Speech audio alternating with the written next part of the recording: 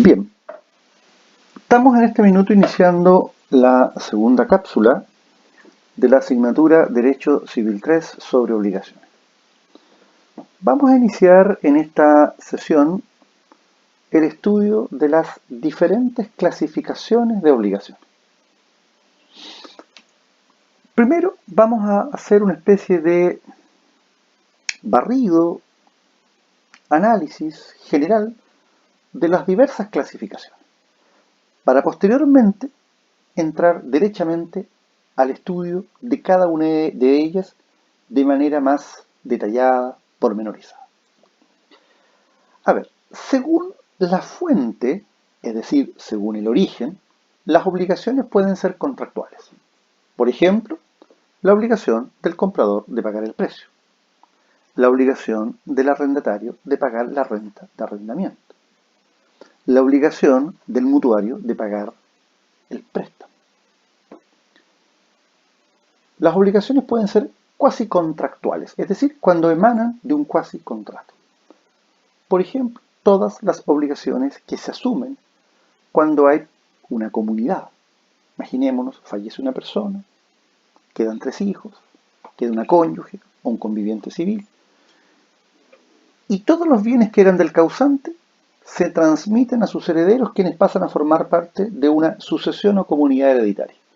Bueno, todos esos vínculos de orden económico con compromiso patrimonial son obligaciones cuasi contractuales.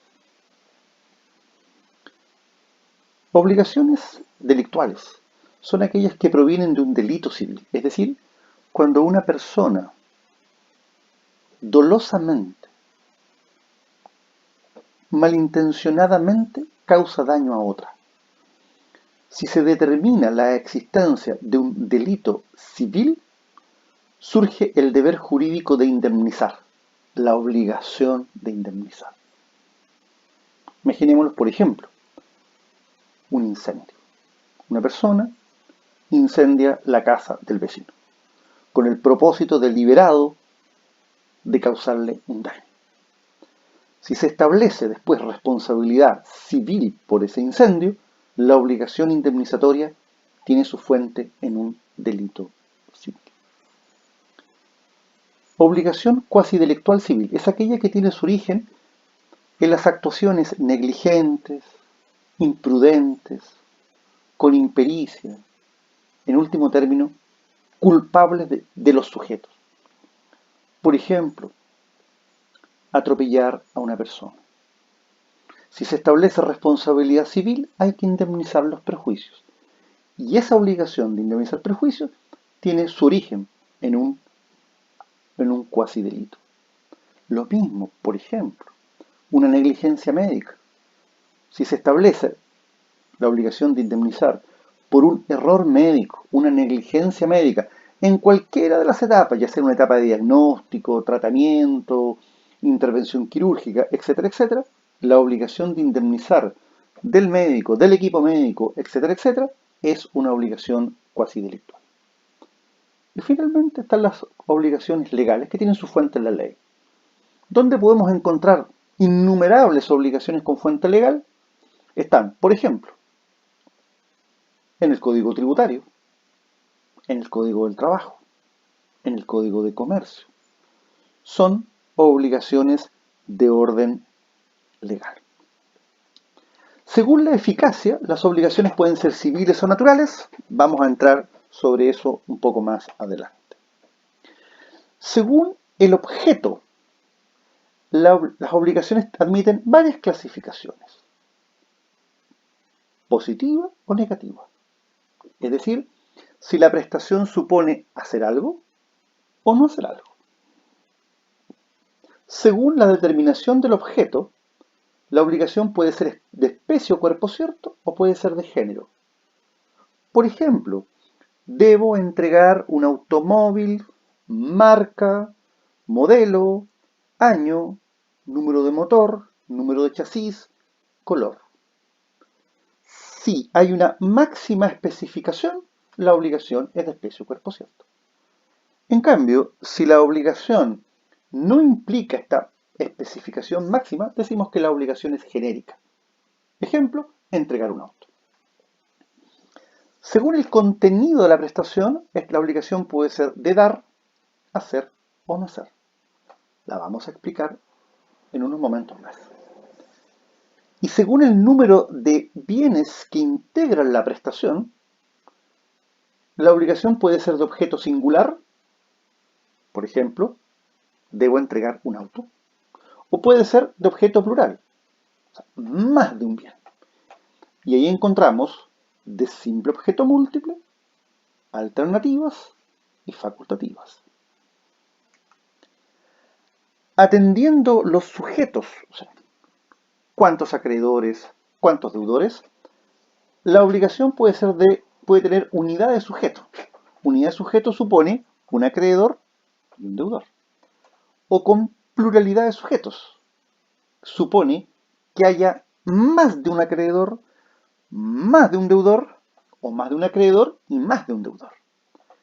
Pueden ser a su vez simplemente conjuntas o mancomunadas, obligaciones solidarias y obligaciones indivisibles.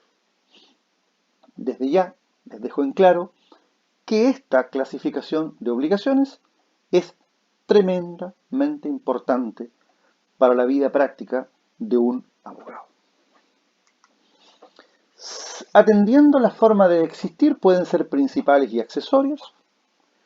Según sus efectos, pueden ser las obligaciones puras y simples o sujetas a modalidad.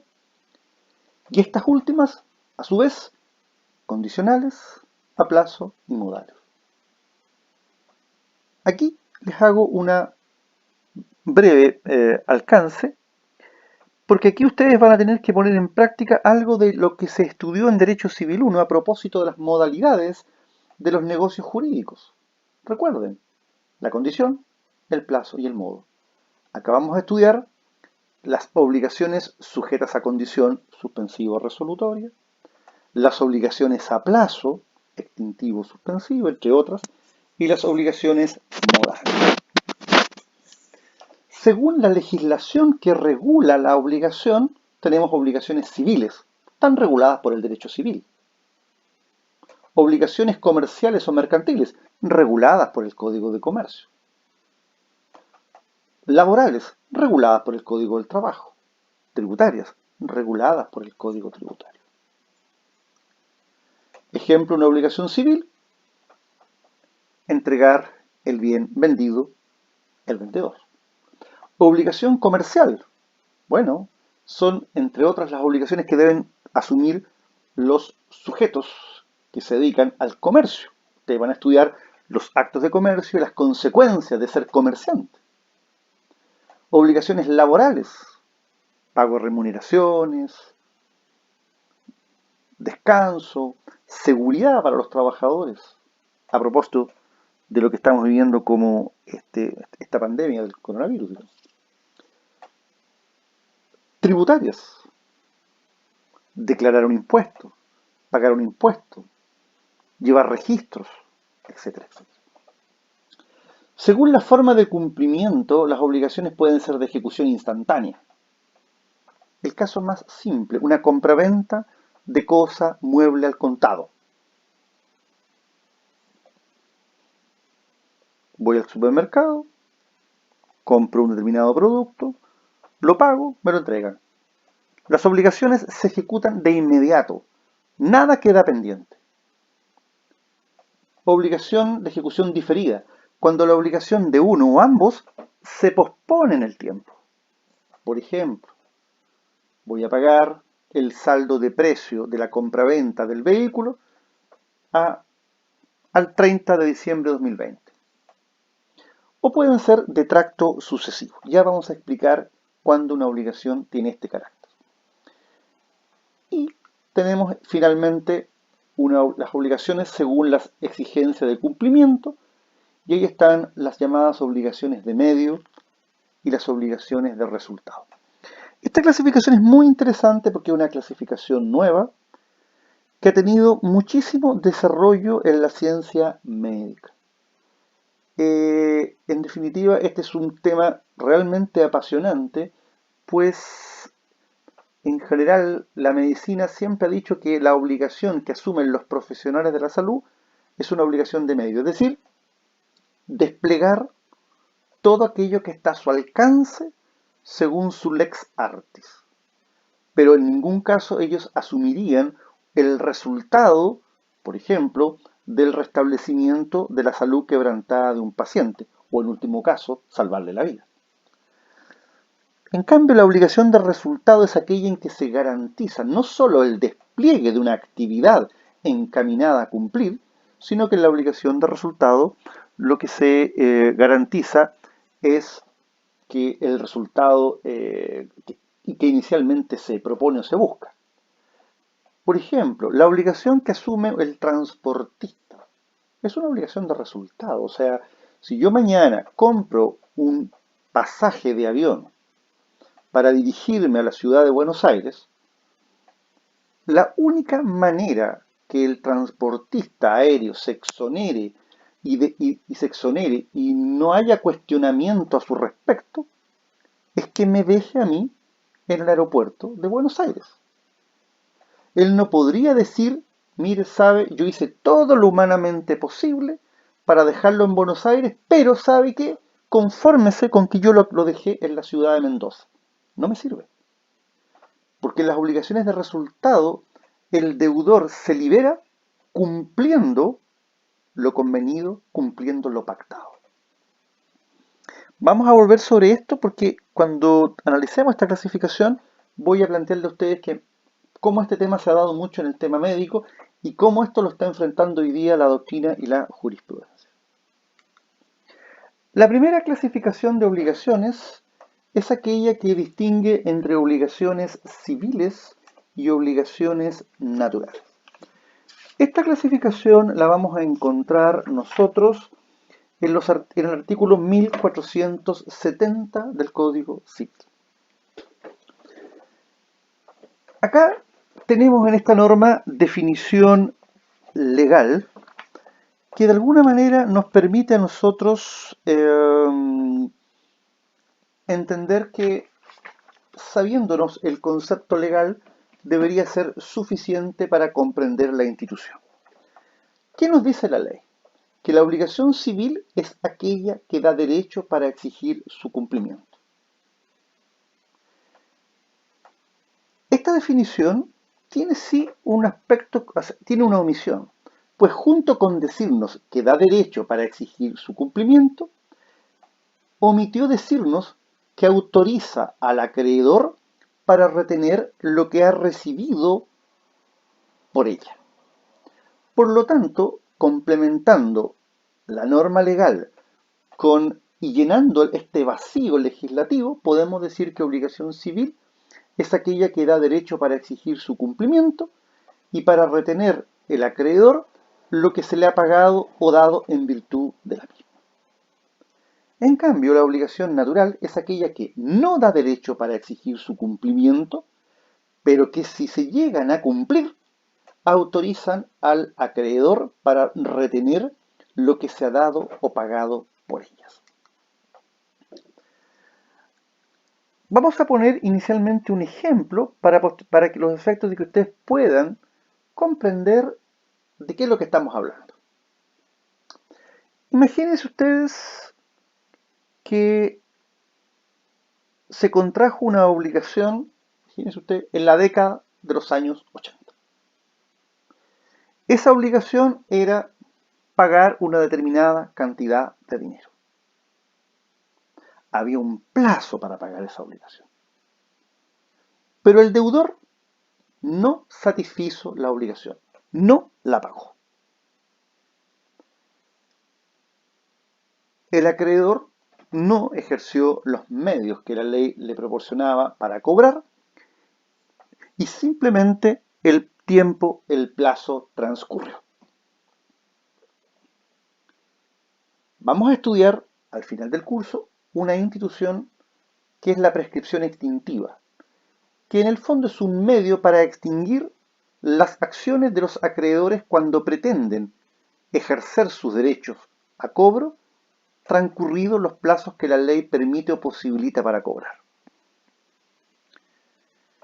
Y pensemos, estamos al año 2021 Y ese deudor que no pagó en la década de los 80 se nos presenta y nos dice, mire, yo contraje una obligación con usted, no pagué esa obligación y hoy día quiero pagarla.